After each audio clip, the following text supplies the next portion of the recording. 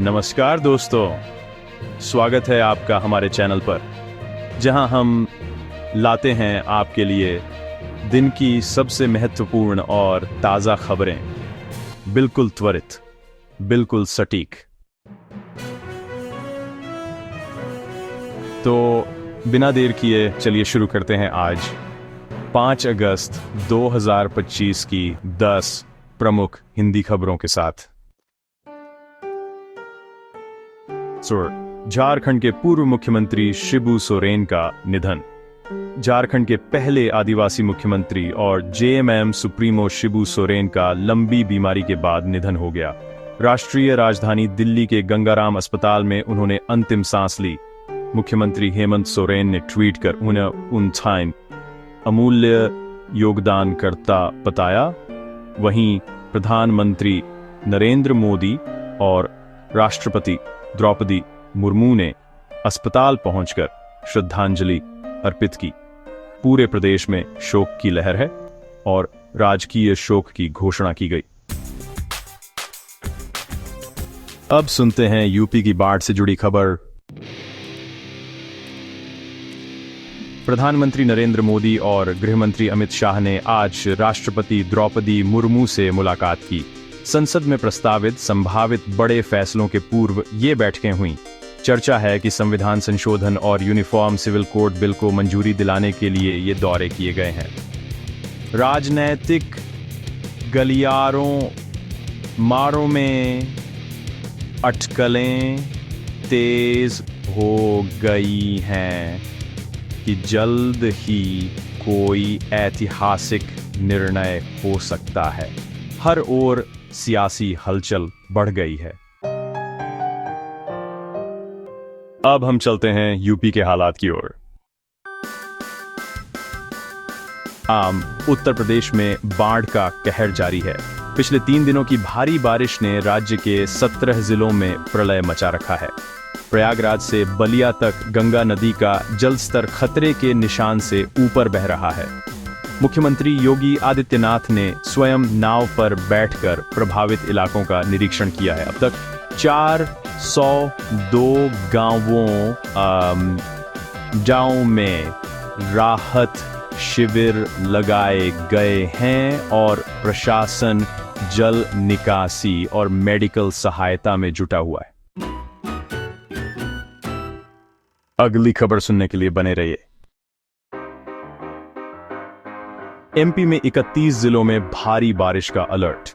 मध्य प्रदेश के 31 जिलों के लिए अगले 72 घंटों में अत्यधिक बारिश का येलो अलर्ट जारी किया गया है। ग्वालियर, छतरपुर, श्योपुर और आसपास के क्षेत्रों में सबसे ज्यादा प्रभाव की आशंका जताई गई है। मौसम विभाग के आंकड़ों के अनुसार 1 जून से अब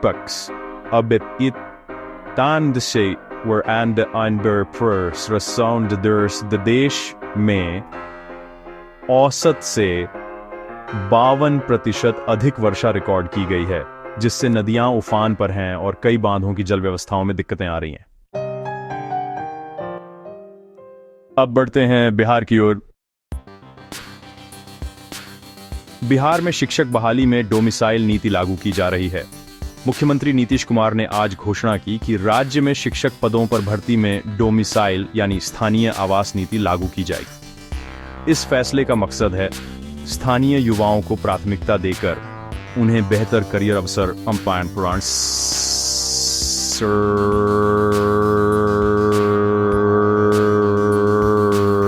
नेता प्रतिपक्ष तेजस्वी यादव पर 2 वोटर कार्ड रखने का आरोप लगाते हुए केंद्रीय मंत्री नित्यानंद राय ने चुनाव आयोग में शिकायत दर्ज कराई है। यह मामला वैसे राजनीतिक गलियारों में काफी सुर्खियां बटोर रहा है।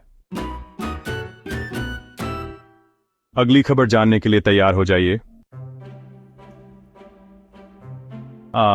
राजस्थान में स्कूलों में 6 अगस्त तक अवकाश बढ़ा दिया गया है। झालावाड़ जिले में लगातार हो रही भारी बारिश और ओलावृष्टि को देखते हुए जिला कलेक्टर ने सभी सरकारी और निजी स्कूलों यानी कक्षा 1 से 12 तक में 6 अगस्त तक छुट्टी घोषित कर दी है। हालांकि शिक्षकों के लिए स्कूल में मौजूद रहना अनिवार्य किया गया है ताकि अगर स्थिति सामान्य हो जाए तो तुरंत कक्षाएं दोबारा शुरू की जा सकें। अभिभावकों से भी रुक रुक कर हो रही बारिश में सतर्क रहने का आग्रह किया गया है। अगली खबर के लिए बने रहिए। और 5 अगस्त को संसद में यूनिफॉर्म सिविल कोड बिल पेश करने की संभावना है। सरकारी हलकों में चर्चा है कि 5 अगस्त को संसद में यूनिफॉर्म सिविल कोड यानी यूसीसी बिल पेश किया जा सकता है, जिसे बीजेपी की चुनावी घोषणा पत्र में प्रमुखता से रखा गया था। देश भर में लागू सिविल कोड पर लंबे समय से बहस चली आ रही है और उत्तराखंड में पहले ही यह लागू हो चुका है। गुजरात और असम समेत कई राज्यों में भी तैयारी तेज हो गई है। अगली खबर सुनने के लिए जुड़े रहिए। सरकारी योजना पीएम विकास भारत रोजगार योजना लागू। 1 अगस्त से शुरू हुई पीएम विकास भारत रोजगार योजना का उद्देश्य अगले 2 वर्षों में 3 करोड़ 50 लाख नौकरियां सृजित करना है। इस योजना के तहत खास तौर पर मैन्युफैक्चरिंग सेक्टर में निवेश को प्रोत्साहित किया जाएगा, जिससे 1 करोड़ 92 लाख युवाओं को बार स्थायी रोजगार मिलेगा। कुल बजट 99,446 करोड़ रुपए निर्धारित किया गया है। सरकार इसे आर्थिक विकास और युवाओं के लिए अवसरों का गेम चेंजर मान रही है। बनी रहे, अभी और खबरें बाकी हैं। बिहार में तेजस्वी यादव पर नित्यानंद राय का हमला हुआ है। केंद्रीय मंत्री नित्यानंद राय ने विपक्षी नेता तेजस्वी यादव पर गंभीर आरोप लगाते हुए कहा कि उन्होंने 2 वोटर कार्ड बनाए रखे हैं, जो चुनाव प्रक्रिया में गंभीर अपराध है। राय ने चुनाव आयोग के समक्ष सबूत पेश किए हैं और जांच की मांग की है। खुशी दलों में सियासी तकरार तेज हो गई है और अगले दिनों में इस पर और मोर्चाबंदी होने की संभावना है। अगली खबर के लिए तैयार हो जाइए। राष्ट्रीय स्तर पर प्रधानमंत्री मोदी की वाराणसी परियोजनाएं चर्चा में हैं। प्रधानमंत्री नरेंद्र मोदी ने वाराणसी में 2200 करोड़ रुपए की नई परियोजनाओं का शिलान्यास और उद्घाटन किया है।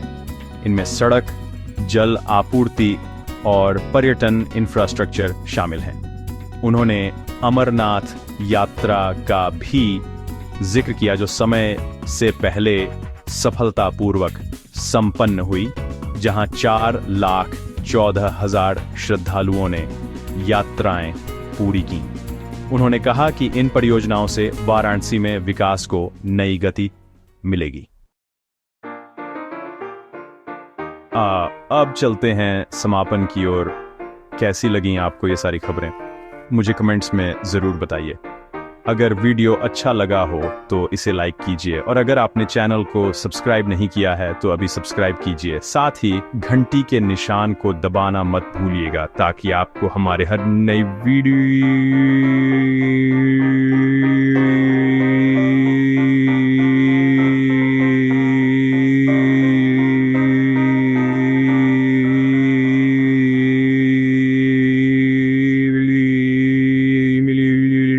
ऐसा तब तो कल जय श्री राम, जय हिंद, वंदे मातरम।